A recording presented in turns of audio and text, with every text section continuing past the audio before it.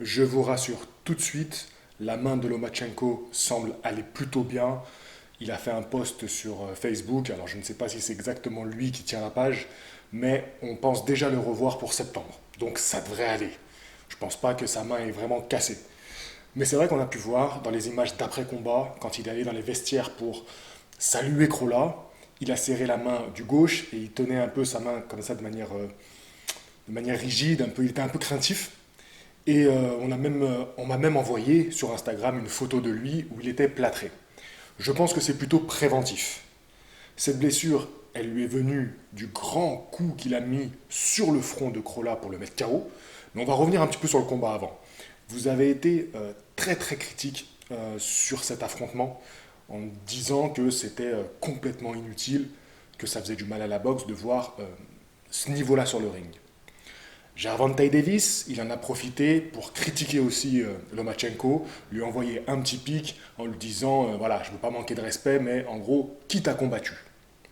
Je vais un petit peu rejoindre ce mouvement-là, mais on va en profiter quand même pour parler de Lomachenko, pour parler de ce combat qui fait encore partie de son retour. Dans le dernier combat, que j'ai oublié de citer d'ailleurs dans la vidéo où j'en parle avec Bilal, j'ai complètement oublié de parler de ce combat, et c'était déjà un combat retour où il revenait d'une blessure à l'épaule, il avait été opéré, et c'est vrai que cet élément-là, je ne l'avais pas assez appuyé, voire même pas du tout dans ma vidéo réaction de ce combat-là. Et c'est quand même un élément qui est important. Parce que quand on a une blessure ou qu'on revient d'une blessure, on n'est pas à son plein potentiel. Je vous dis souvent que les boxeurs sont rarement à 100%. Il faut toujours faire avec des petites blessures, avec des petits couacs dans la préparation. On n'est pas à 100%, mais il faut quand même tout donner avec ce qu'on a sur le ring. Un athlète, il n'est jamais au top, top, top. Voilà, il y a toujours eu des petits pépins dans sa préparation. Et tant que ce n'est pas suffisamment grave pour reporter le combat, eh ben on fait avec. Voilà, ça fait partie, on est des humains, on n'est pas des robots. On ne peut pas être à 100%. Ceci étant dit, c'est quand même important parce que Lomachenko a une boxe qui est basée en grande partie sur des capacités physiques et cérébrales exceptionnelles. Donc forcément, eh ben, s'il y a un petit caillou dans la machine Lomachenko, ça se ressent lors du combat. Et ça, c'est un élément que je ne voudrais pas oublier pour le combat juste avant Crolla. Et donc là, on a un Lomachenko qui, est, qui a une deuxième étape de son retour. Et là, on a pu voir qu'il a lâché les chevaux. Il a été agressif. Il était comme un fauve sur sa proie. Alors bien sûr, on va contrebalancer avec le fait que Crolla n'a pas proposé grand-chose, voire rien du tout. Donc forcément, Lomachenko a pu aller beaucoup plus vite. On sait que Lomachenko, il a tendance à monter en puissance avec les rounds. En fait, il monte en puissance, puis plus son adversaire, lui, baisse de régime. Parce que forcément, tenir face à Loma qui te demande d'être totalement concentré, t'as pas d'instant de repos en fait. Quand Loma il commence à lancer la machine, t'as plus du tout d'instant de repos, et plus les rounds défilent, moins tu as de temps pour te poser, réfléchir, préparer tes attaques, et tu ne fais que subir et réagir. L'acrola, il n'a rien proposé. Malheureusement à lui, il n'a rien proposé parce qu'en face de lui, il avait un Loma qui était remonté à bloc, qui voulait prouver. Je pense qu'il avait lui aussi un peu cette frustration d'avoir pas été à plein potentiel dans le combat précédent.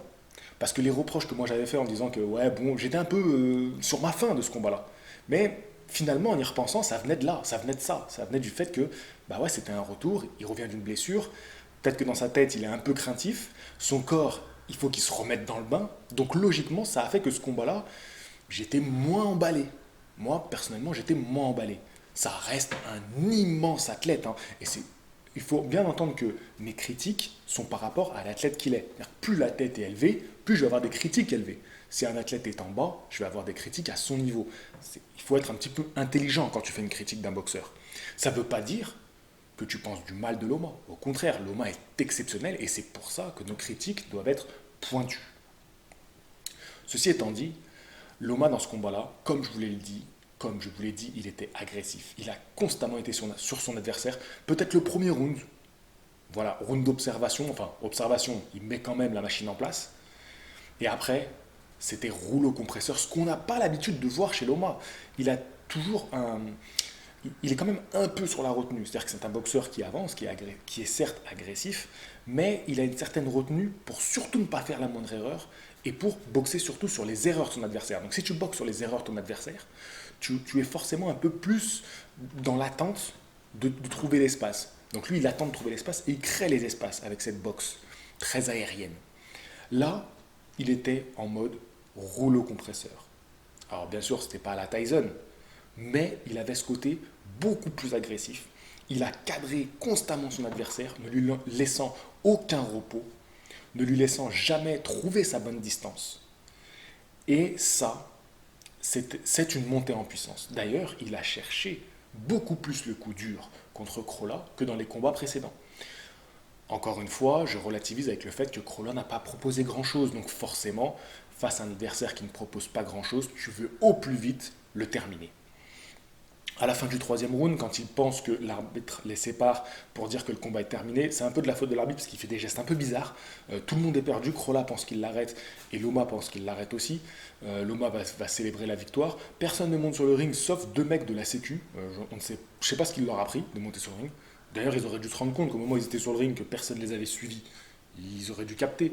Et à ce moment-là, on peut voir que Loma, même s'il va faire la fête, il est super conscient parce qu'il regarde au-dessus de l'épaule des mecs de la Sécu. D'ailleurs, les mecs de la Sécu ne remarquent même pas que le combat et que l'arbitre est en train de compter alors que Loma l'a vu. Donc c'est quand même un peu grave, tu vois, c'est censé être des pros les mecs. Il va tout de suite chercher le point neutre. Il va se mettre dans le coin neutre, il va pas contester les mecs qui sont là. Il est déjà tout de suite de nouveau focus sur Crolla. Et ça, c'est super. Ça montre l'attitude, la concentration d'un Lomachenko. C'est-à-dire que même quand il pensait avoir gagné, donc il se lâche, il voit que l'arbitre est en train de compter, tout de suite il redevient boxeur, il cherche le coin neutre et il attend pour revenir. Et il va vouloir revenir, mais vraiment comme un fauve. C'était le mode fauve, le mode prédateur activé.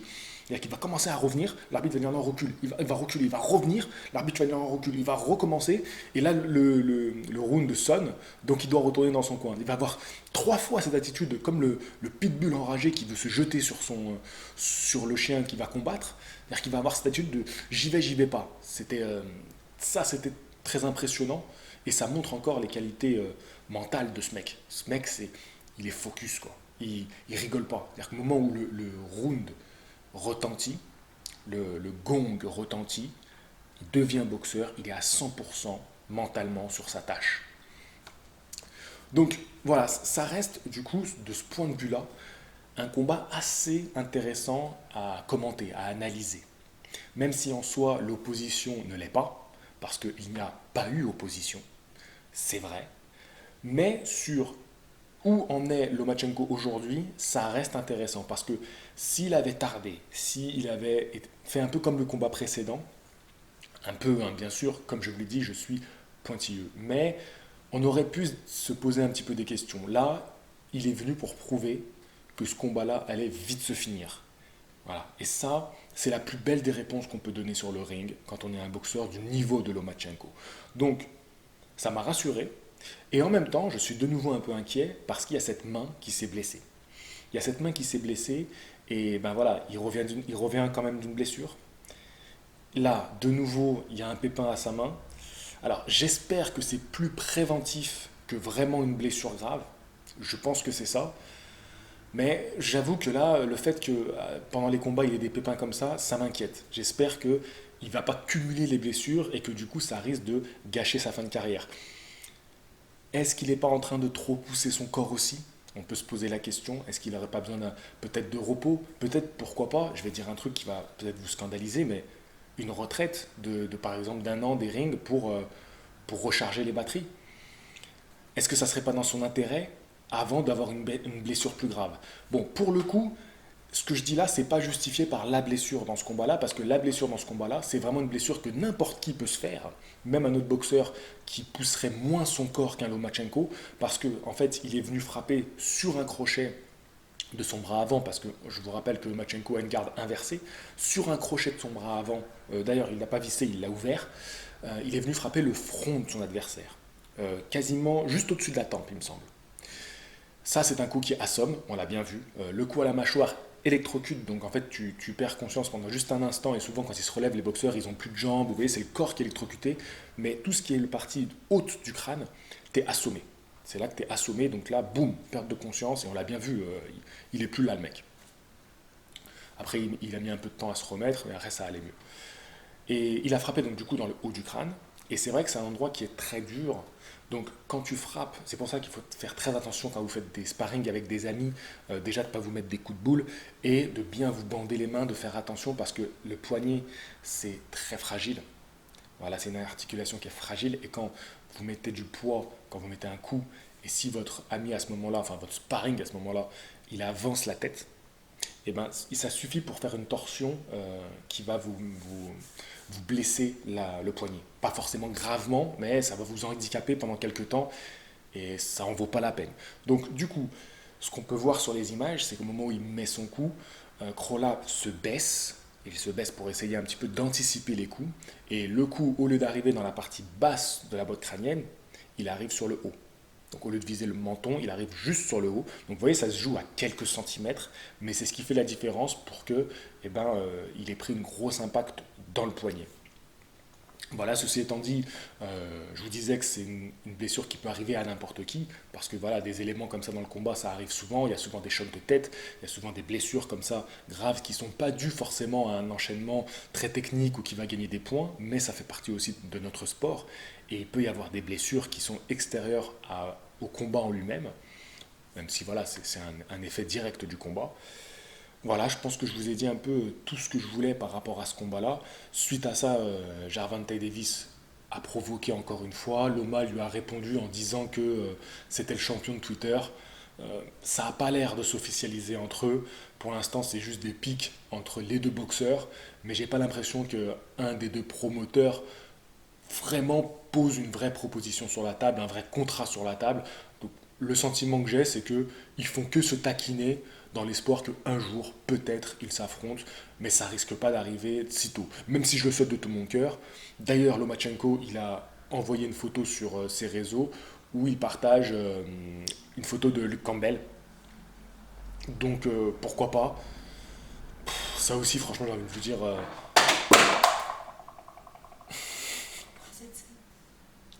ça aussi, j'ai envie de vous dire, c'est oui et non, quoi.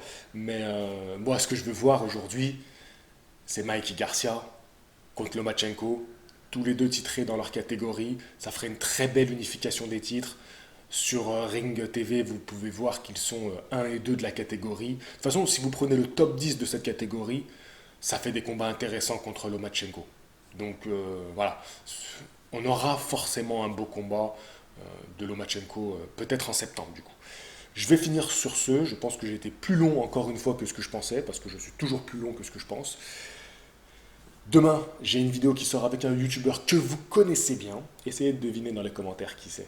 Et puis dites-moi ce que vous avez pensé de ce combat-là. En étant au maximum respectueux pour Crolla, je pense qu'il a subi une assez lourde défaite. Donc soyez respectueux du boxeur qui est quand même monté contre l'un, si ce n'est le plus grand boxeur de notre génération. Je vous dis à demain pour la nouvelle vidéo. Fighting!